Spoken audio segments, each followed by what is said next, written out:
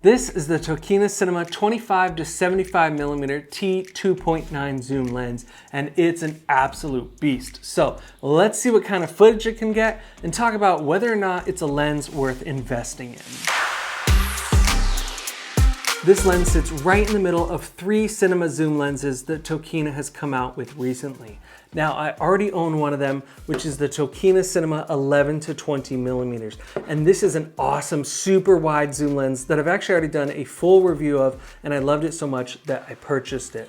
Now, this lens Tokina sent out to me to just do a review of, but they didn't pay me to say any of this, and I actually have to send the lens back. Now, the other lens that they have in the lineup is the Tokina Cinema 50-135. So it's their more telephoto lens, which I haven't actually got my hands on yet. But these 3 together gives you a massive range of focal lengths from 11mm all the way up to 135mm. Now, when it comes to pricing, the cheapest is the 11-20mm at $2,400. Then you have the 50-135, which you can just imagine right here, that's $3,500. And finally, the 25-75 is $5,000. So it's definitely not cheap by any means. You're paying for a very high quality piece of glass.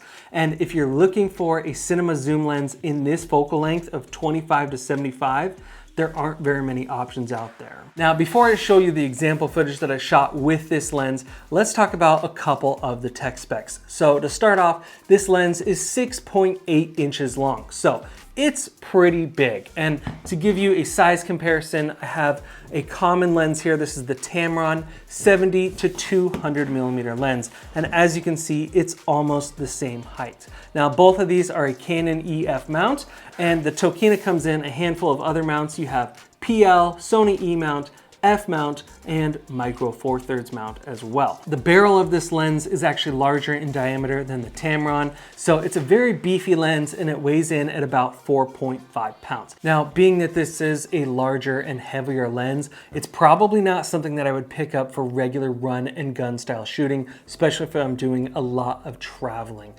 If I were to do that, I'd probably actually grab the Sony, Canon, or Sigma 24-70mm zoom lenses because they're just a lot more compact and lighter. All right, before I keep on rambling about any more tech specs, let's take a look at some actual real world footage that I shot with this lens on the Sony FX3. And yes, that's a full frame camera, but believe it or not, this lens will actually cover full frame when it reaches about 40mm and up. And anything wider than that, down to the 25mm, I just zoomed in on the footage to crop out any of the vignetting. All right, let's take a look.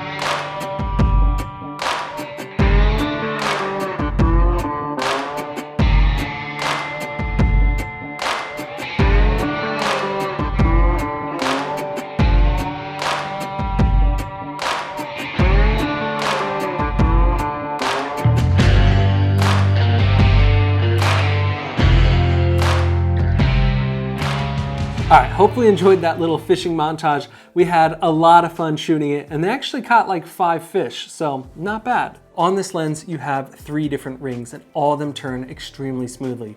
We have our aperture that goes from T2.9 to T22. We have our zoom lens going from 25 to 75. And finally, we have our focus ring, which is just so buttery smooth, and it has a 300-degree focus throw. And as you can expect with a cinema lens, it has a full metal metal build that you can tell is just really high quality. Now, one thing I do love about these lenses is that all of the gears are matched perfectly between the 3 different zoom lenses. Again, imagine the 50 to 135 here. All of the gears are matched perfectly. So if you're doing a lens swap, your gears are gonna line up perfectly with your follow focus. Now, when it comes to image quality, this lens produces a very beautiful image. I just love the look of those out of focus areas and the bokeh. It gets really nice and creamy, and some of the bokeh even starts to swirl around the edges, especially when you're shooting in a full frame mode. You can really see it start to swirl, which I think is really cool. The lens is nice and sharp. I had no issues getting my subjects in focus. I love the focal length range of this lens being 25 to 75 millimeters. It's pretty much like your common 24 to 70 that really kind of hits all the focal lengths that you need on most common shoots. Now, when you compare the focal range to other cinema zoom lenses on the market, the closest one I'd say is the Laowa 25 to 100, and it's also at T2.9, also coming in the same price of $5,000. So you get a little bit more telephoto with that, but it's also a larger, longer, more heavy lens. You also have the Fujinon 18 to 55 T2.9 coming in at $3,500. So it doesn't quite get you to the 75 millimeters that you have here. And then the most affordable, you have the Pictor Zoom 20 to 55 millimeter T2.8, which I've actually done a full review of. And it's a great lens, but again, it doesn't quite have the focal range that this does, going from 25 to 75. So I couldn't actually find any cinema zoom lenses that cover the same focal length. The only lenses that do are photo stills lenses like the Canon 24 to 70. Now, there are some companies like Cinematics that will rehouse a photo stills 24 to 70 millimeter lens, and that's nice to have it as a cinema lens, but it doesn't have the same glass quality that you get with something like this. Now, something cool about all of the Tokina Cinema zoom lenses is they're actually parfocal. So what that means is when you focus on your subject, say at 25 millimeters, nice and wide angle, and then you want to zoom in on your subject to 75 millimeters, your image will stay nice and tack sharp. You don't have to refocus as you change your focal length. Now, more on the topic of bokeh, let's take a look at some test footage that I shot here in the studio of some Christmas lights. So at the wider angle at 25 millimeters, fully blurred out, your bokeh is pretty small, and that's normal when you're shooting wide angle. But as you zoom into 75 millimeters, you see that those bokeh balls get a lot larger. Now, the bokeh itself does have some texture on the inside. It kind of swirls and textures there. And then as you get to the outside, you definitely start to see that cat eye effect, especially when I'm shooting in the full frame mode. It cat eyes the most because basically those bokeh balls are starting to get cut off by the actual like aperture and internals of the lens itself. When it comes to lens flares, I think it's a pretty pleasing look. And of course, if you're shooting into a direct hard light, it's going to kind of milk out the whole lens and get rid of a lot of your contrast, but that's completely normal. If you point a hard direct light source at pretty much any lens, it's going to lose contrast and become kind of milky. So that's why typically you avoid shooting directly into hard light sources. Let's talk about the sensor coverage of this lens. So it actually has a 36 millimeter image circle, and it's built for Super 35. So really it's gonna cover any APS-C Super 35 lens.